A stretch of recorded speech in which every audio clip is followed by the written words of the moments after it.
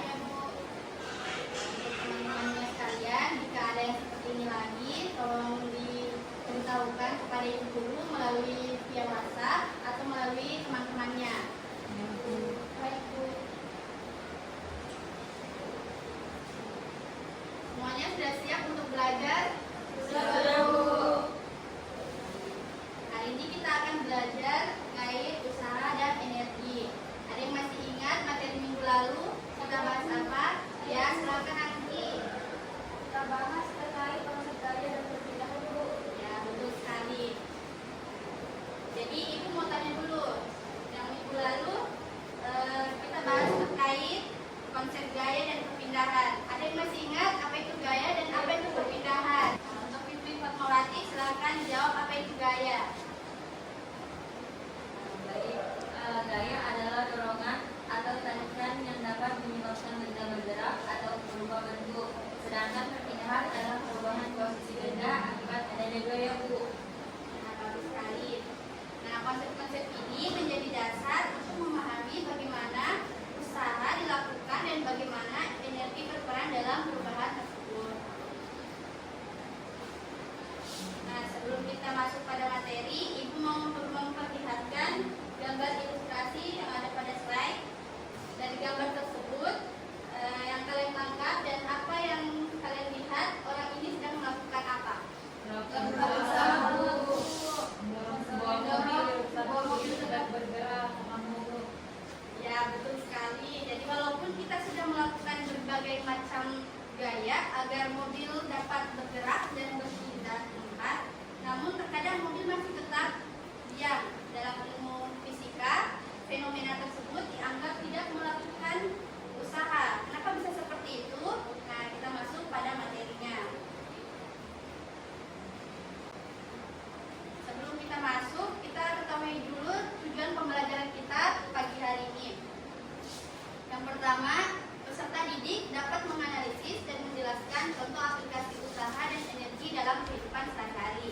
Kemudian yang kedua, peserta didik dapat menjelaskan pengertian usaha dan energi serta berbagai bentuk energi. Kemudian yang ketiga, peserta didik dapat menerapkan rumus usaha dan energi dalam perhitungan yang relevan. Kemudian yang terakhir, peserta didik dapat merancang dan melakukan dengan sederhana untuk mengamati konsep usaha dan energi. Sebelum Ibu lanjut pada materi, kita lanjut pada materi usaha. Ibu mau bertanya, di sini ada yang tahu apa itu usaha? Saya Bu. Ya, silakan Reski. Usaha atau kerja adalah energi yang disalurkan daya ke sebuah benda sehingga benda tersebut bergerak Bu. Ya, betul. Jadi dalam ilmu fisika, usaha adalah besarnya gaya F yang bekerja pada suatu benda sehingga benda tersebut mengalami perpindahan.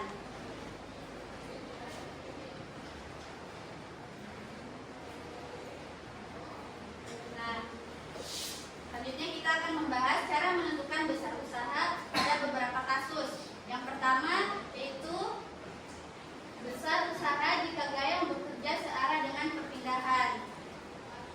Nah, di sini ada contoh gambarnya.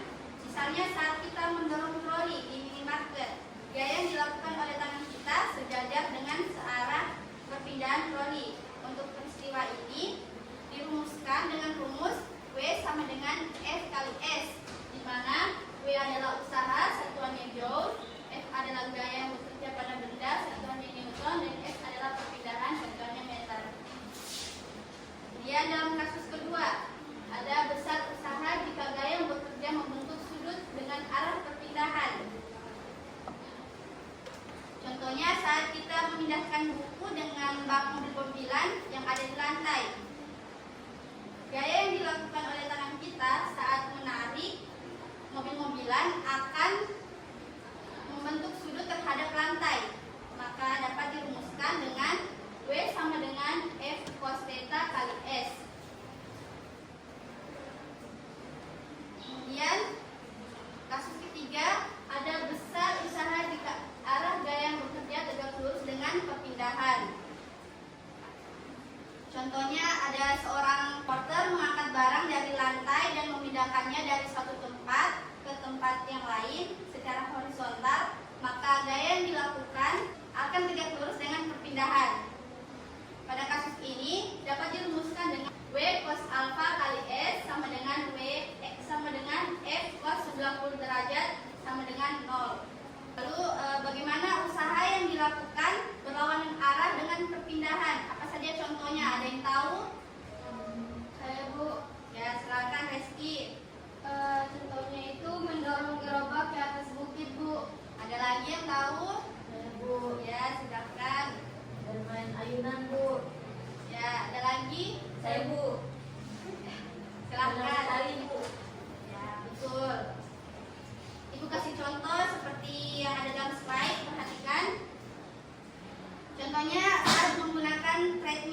Gaya yang dilakukan telapak kaki kita bergesekan dengan lintasan treadmill. Untuk kasus ini kita masih menggunakan rumus yang sama seperti yang tadi, yaitu W sama dengan F cos alfa kali theta sama dengan F cos 180 derajat sama dengan negatif F kali S. Nah, nanti hasilnya ini dia itu bernilai negatif.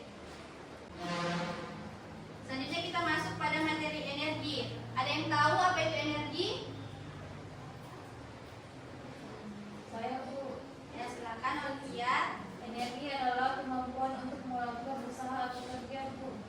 Ya, betul sekali. Energi itu adalah kemampuan untuk melakukan usaha. Nah, di sini ada beberapa macam bentuk energi. Yang pertama ada energi potensial, yang kedua ada energi kinetik, dan yang terakhir ada energi mekanik.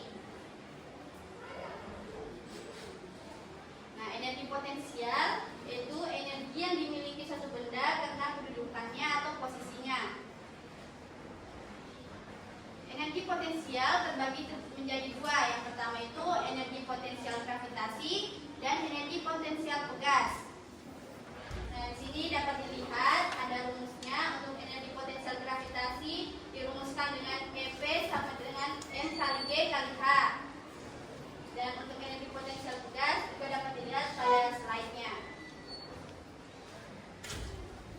Selanjutnya kita masuk pada energi kinetik. Nah, energi kinetik adalah energi yang dimiliki suatu benda karena geraknya.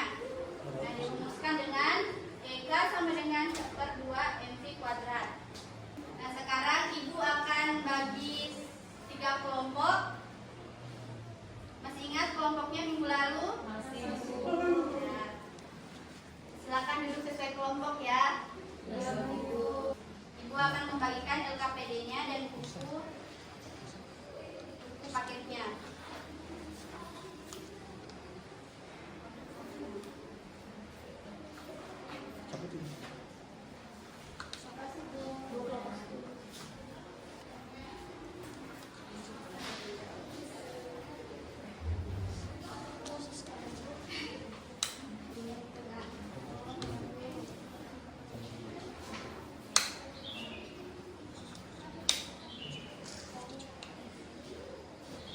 Minggu lalu Ibu suruh bawa laptop, sudah dibawa? Silakan buka aplikasi Page-nya.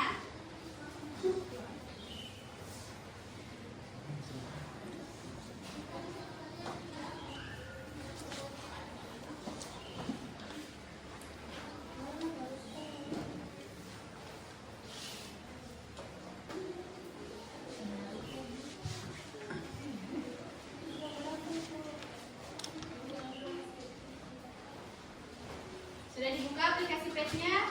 Nah, sekarang Ibu contohkan pada satu kelompok saja ya, yang lainnya nanti lihat kelompok temannya. Yang ini bukan yang ini. Nah, kemudian kita tempatkan ini orangnya di atas ini. Ya, kemudian kita atur masanya jadi 60 kg.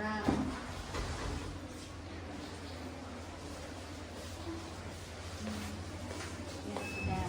Nah, kita atur masing-masing ketinggiannya. Misalnya di sini 1 meter, 2 meter, 3 meter. Kita atur.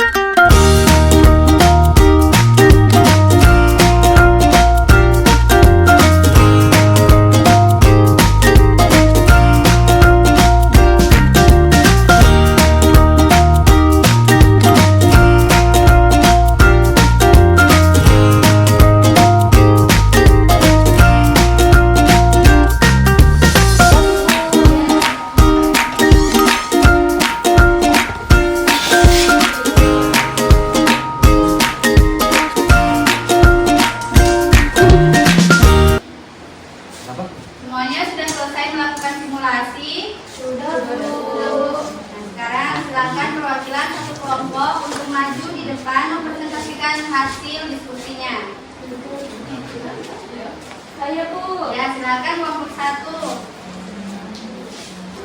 Assalamualaikum warahmatullahi wabarakatuh. Waalaikumsalam warahmatullahi wabarakatuh. Untuk teman-temannya silakan diperhatikan. Baik Bu, terima kasih kepada Ibu Guru yang telah memberikan kesempatan kepada kami untuk mempresentasikan hasil simulasi kami. Di sini perkenalkan saya Andri Pratwi dan rekan saya Saudari Olivia. Saya akan menjawab pertanyaan 1 dan 2, sedangkan pertanyaan 3 dan 4 akan dijawab oleh Olivia. Untuk pertanyaan 1, bagaimana hubungan antara ketinggian dan energi potensial? Jawabannya itu energi potensial berbanding lurus dengan ketinggian. Semakin tinggi posisi skater, semakin besar energi potensialnya.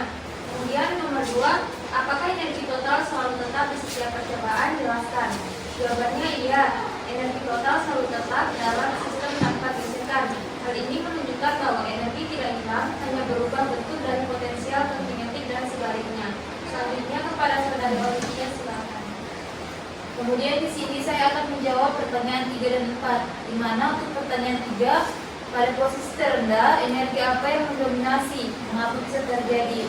Nah, untuk jawabannya, yaitu energi kinetik yang mendominasi, karena seluruh energi potensial telah dikonversi menjadi energi gerak saat skater berada di titik terendah. Kemudian untuk pertanyaan keempat, jika gesekan diaktifkan, apa yang berubah pada data energi total dan energi kinetik maksimumnya? Untuk jawabannya, energi total berkurang karena sebagian energi mekanik berubah menjadi energi panas akibat adanya gesekan. Energi kinetik maksimum juga menurun karena energi tidak sepenuhnya dikonversi dari energi potensial ke energi kinetik. Mungkin itu saja Bu. Untuk kelompok 2 dan 3 silakan ajukan pertanyaan. Saya Bu.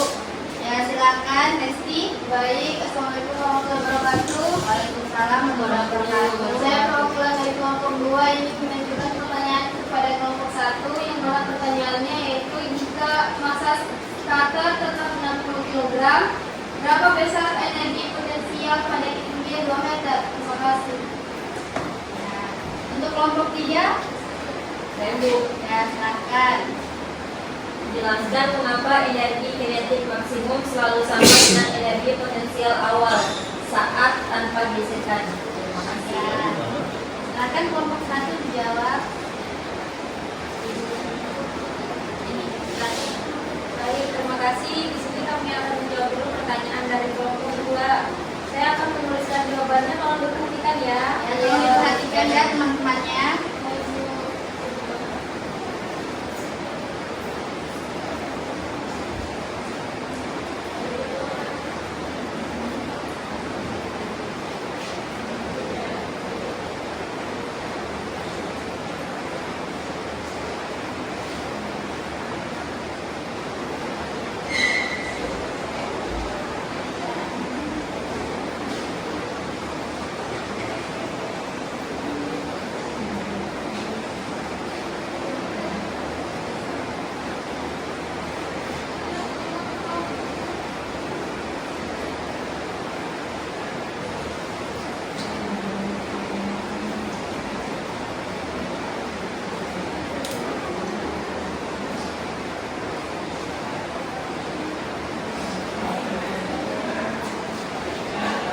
Baik, ini jawaban dari kami. Jadi yang diketahui kan masanya tadi 60 kg, kemudian ketika gravitasi seperti yang kita tahu 10 meter per sekali kuadrat dengan ketinggian 2 meter. Jadi tinggal dikalikan saja ya teman-teman. 60 dikali 10 dikali 2, hasilnya 1200 kilo.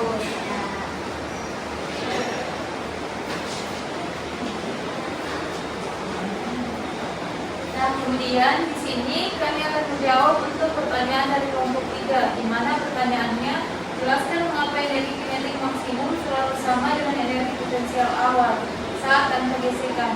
Nah, untuk jawabannya, di mana energi kinetik maksimum sama dengan energi potensial awal karena hukum kebesaran energi menyatakan bahwa dalam sistem tertutup tanpa gaya luar seperti gaya gesekan, energi mekanik total tetap.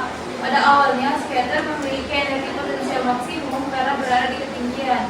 Saat skater meluncur ke bawah, energi potensialnya akan berubah menjadi energi kinetik. Di titik terendah, sebuah energi potensial telah dikonversi menjadi energi kinetik.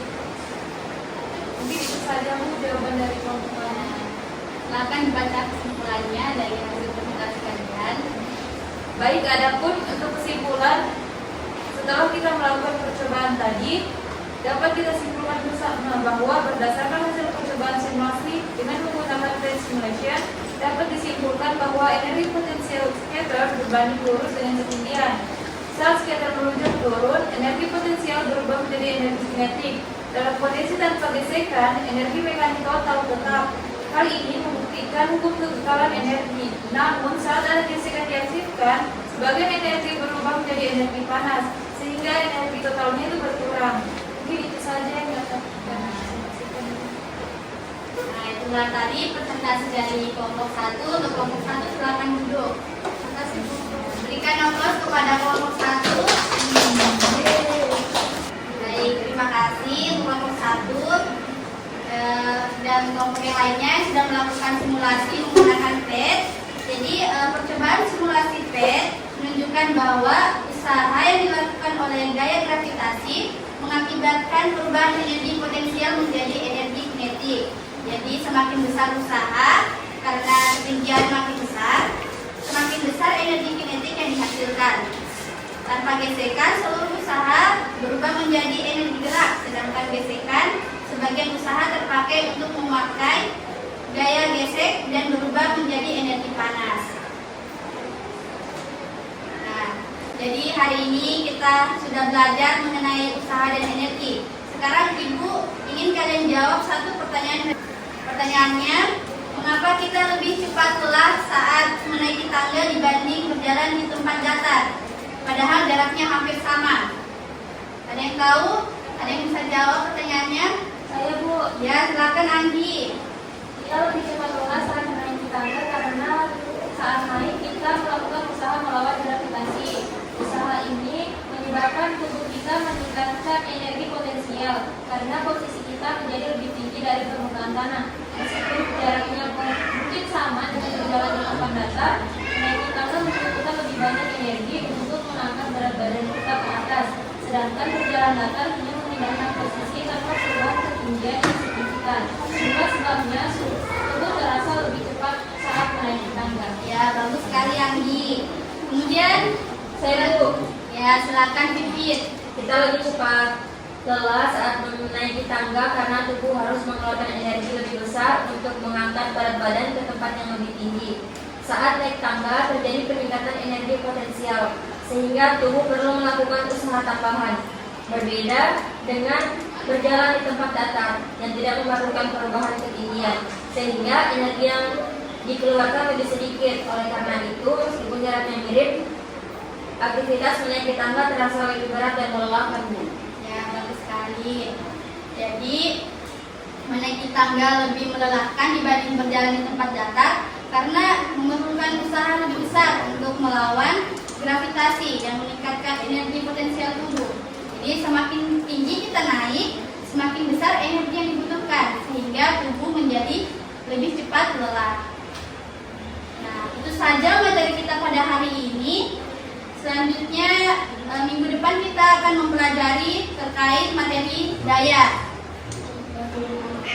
Untuk tugas kalian di rumah silakan buat ringkasan terkait materi daya. Minggu depan Ibu akan tanya satu persatu. Baik, Bu. Nah, sebelum kita akhiri, untuk ketua kelasnya silakan dipimpin doa agar pelajaran yang kita dapatkan hari ini dapat dipahami. Ya, silakan ketua kelasnya. Baik, untuk mengakhiri pelajaran pada hari ini, mari kita berdoa menurut agama dan kepercayaan masing-masing. Doa dimulai. Doa selesai. Nah, terima kasih anak-anak atas perhatiannya. Ibu akhiri. Assalamualaikum warahmatullahi wabarakatuh. Waalaikumsalam warahmatullahi